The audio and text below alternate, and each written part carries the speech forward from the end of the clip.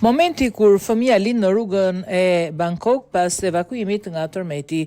Një grua lindi një fëmijë në një rrugë në Bangkok menjëherë pas një evakuimi nga spitali për shkak të lëkundjeve që u ndjen nga një tërmet në Myanmar. Pacientja ishte shtrirë në një barel ndërsa stafi i spitalit e rrethoi derisa ajo lindi foshnjën.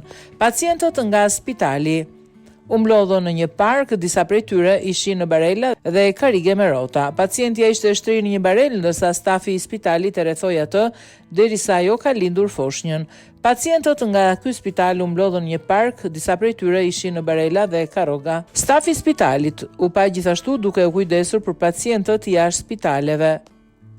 Më shumë se 1000 njerëz kanë ndruar jetë në Myanmar nga tërmeti i fuqishëm 7.7 ballësh që goditi vendin.